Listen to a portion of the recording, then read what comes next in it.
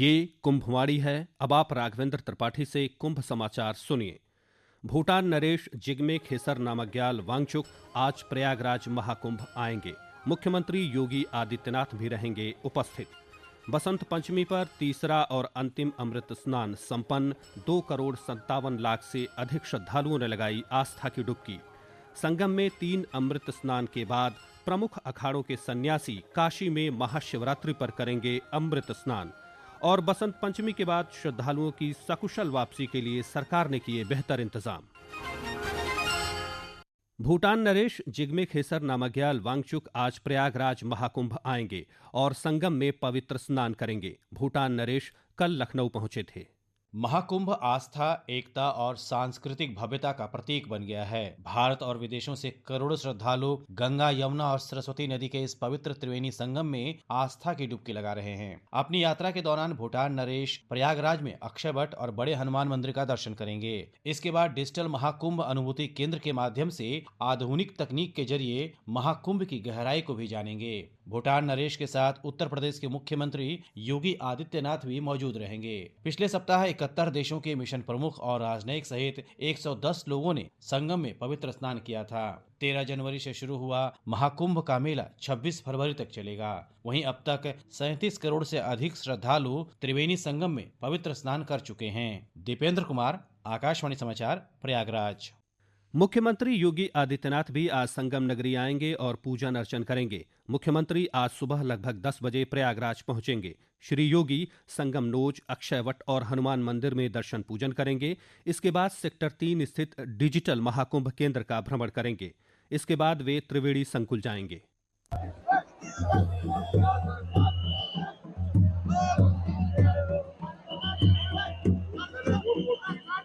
महाकुंभ मेले में बसंत पंचमी के अवसर पर कल तीसरा अमृत स्नान सुचारू रूप से संपन्न हो गया। कल रात 8 बजे तक 2,57,00,000 से अधिक श्रद्धालुओं ने पवित्र संगम में आस्था की डुबकी लगाई। अखाड़ों ने भी अपने निर्धारित क्रम के अनुसार अमृत स्नान किया। संगम तट पर अमृत स्नान करने पहुंचे साधु संतों और श्रद्धालुओं पर राज्य सरकार ने हेलीकॉप्टर से पुष्प वर्षा कराई। अमृत स्नान को लेकर सुरक्षा के कड़े इंतजाम किए गए थे। जीरो एरर अप्रोच के साथ प्रशासन के आला अधिकारियों ने अमृत स्नान संपन्न कराया। उत्तर प्रदेश के नगर विकास और ऊर्जा मंत्री ए.के. शर्मा ने बताया कि मेला क्षेत्र की सफाई व्यवस्था के लिए 20,000 सफाई कर्मी, कई मशीनें और वाहन लगाए गए थे। संगम में 3 अमृत स्नान पूरे करने के बाद प्रमुख अखाड़ों के सन्यासी महादेव की नगरी वाराणसी में महाशिवरात्रि के दिन अमृत स्नान करेंगे। इसके पहले वहां पेशवाई की रस्म अदा की जाएगी। अखिल भारतीय अखाड़ा परिषद के अध्यक्ष महंत रविंद्र पुरी ने बताया कि 7 फरवरी को अखाड़े कुंभ क्षेत्र से काशी के लिए रवाना हो जाएंगे। महंत रविंद्र पुरी ने बताया कि यह अखाड़ों की परंपरा रही है कि वे प्रयाग कुंभ का समापन काशी में किया करते हैं और महादेव की नगरी में अमृत स्नान भी करते हैं। प्रयागराज महाकुंभ का समापन काशी में रंग पंचमी के दिन होली खेलने के बाद होगा।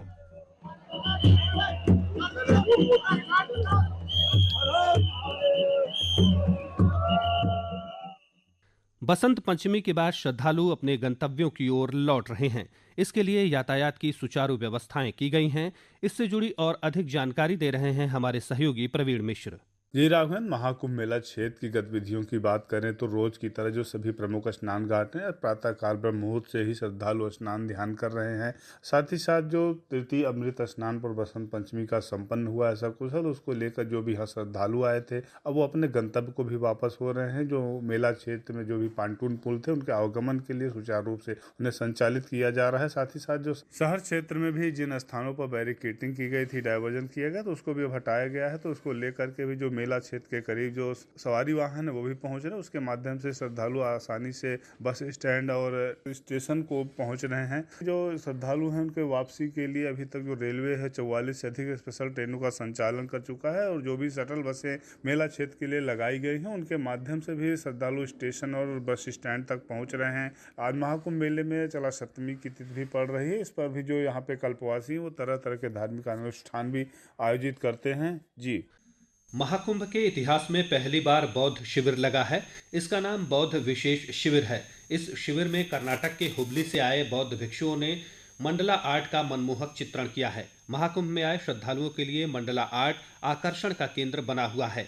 हिमालय बौद्ध संस्कृति संरक्षण सभा के अध्यक्ष लामा चोसफेल जोत्पा ने बताया कि मंडलारेत आर्ट बौद्ध और हिंदू परंपराओं से जुड़ी एक अद्वितीय कला शैली है। महाकुंभ मेला क्षेत्र के सेक्टर 17 स्थित संत समागम पंडाल में 4 से 7 फरवरी तक बौद्ध सम्मेलन का आयोजन किया गया है। बौद्ध भिक्षु सम्मेलन में देश विदेश के सैकड़ों बौद्ध भिक्षु और लामा शामिल होंगे। बौद्ध सम्मेलन में हिस्सा लेने के लिए राष्ट्रीय स्वयंसेवक संघ की अखिल भारतीय कार्यकारिणी के सदस्य इंद्रेश कुमार भी प्रयागराज पहुंच चुके हैं। महाकुंभ में वनवासी कल्याण आश्रम की ओर से 6 से 10 फरवरी तक भव्य जनजाति समागम का आयोजन किया जा रहा है। इस समागम में देश भर के लगभग 25,000 जनजातीय श्रद्धालु उपस्थित रहकर अपनी सांस्कृतिक परंपराओं को संरक्षित करने का संकल्प लेंगे।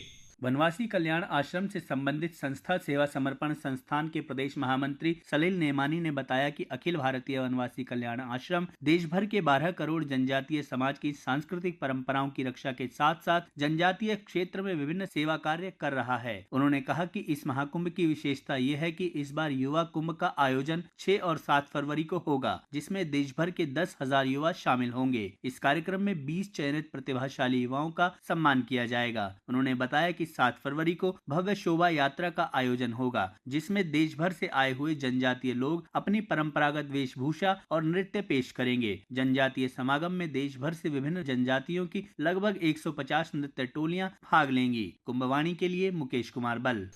महाकुंभ में उत्तर प्रदेश के समाज कल्याण विभाग के पांडाल में नेशनल मेडिकोज ऑर्गेनाइजेशन और एलिम्को के सहयोग से श्रवण कुंभ शिविर का आयोजन किया जा रहा है, जिससे हजारों लोग लाभान्वित हो रहे हैं। इस विशेष पहल के तहत सुनने में दिक्कत का सामना कर रहे लोगों की जांच की जा रही है और उन्हें आवश्यक सहायता उपलब्ध कराई जा रही है। शिविर में अब तक हजारों लोगों की जांच की जा चुकी है। प्रदेश के वृद्धाश्रमों से आए वरिष्ठ जनों के लिए महाकुंभ क्षेत्र में 100 बेड की क्षमता का विशेष आश्रम स्थापित किया गया है। अब तक मिर्जापुर, गोंडा, सिद्धार्थनगर, भदोही, कौशाम्बी, हरदोई, सीतापुर और लखनऊ सहित कई जिलों से आए 500 से अधिक वरिष्ठ जन महाकुंभ में भागीदारी कर चुके हैं। समाज कल्याण विभाग 26 फरवरी तक प्रदेश के वृद्धाश्रमों से कुल 2000 वृद्ध जनों को अमृत स्नान कराने की तैयारी में है। महाकुंभ क्षेत्र के अखबारों ने बसंत पंचमी के अवसर पर संपन्न हुए तीसरे और अंतिम अमृत स्नान को सुर्खियां बनाया है। अमर उजाला लिखता है, भक्ति की लहरों में खिला बसंत, अमृत पान को उमड़ा जनसमूह। दैनिक जागरण ने लिखा है, आस्था लोक में ऋतुराज का स्नान। हिंदुस्तान की सुर्खी है, बसंत पर सतर्कता, सुरक्षा और संयम का संगम। और अगर बात की जाए मौसम की, तो महाकुंभ क्षेत्र में आज मौसम साफ बना रहेगा और धूप खिली रहेगी। आज न्यूनतम तापमान 14 डिग्री और अधिकतम तापमान 31 डिग्री सेल्सियस रहने का अनुमान है। और अंत में मुख्य समाचार एक बार फिर। भूटान नरेश जिग्मे खेसर नामग्याल वांगचुक आज प्रयागराज महाकुंभ आएंगे। मुख्यमंत्री योगी आदित्यनाथ भी रहेंगे उपस्थित। बसंत पंचमी पर तीसरा और अंतिम अमृत स्नान संपन्न। 2 करोड़ 57 लाख से अधिक श्रद्धालुओं ने लगाई आस्था की डुबकी। संगम में 3 अमृत स्नान के बाद प्रमुख अखाड़ों के सन्यासी काशी में महाशिवरात्रि पर करेंगे अमृत स्नान। और बसंत पंचमी के बाद श्रद्धालुओं की सकुशल वापसी के लिए सरकार ने किए बेहतर इंतजाम। ये बुलेटिन हमारे YouTube channel news on AIR official पर भी उपलब्ध हैं। कुंभ समाचार का अगला बुलेटिन आप कुंभवाड़ी चैनल FM 103.5 मेगाहर्ट्ज पर दोपहर 2:30 पर सुन सकते हैं। इसके साथ ही कुंभ समाचार समाप्त हुए। नमस्कार।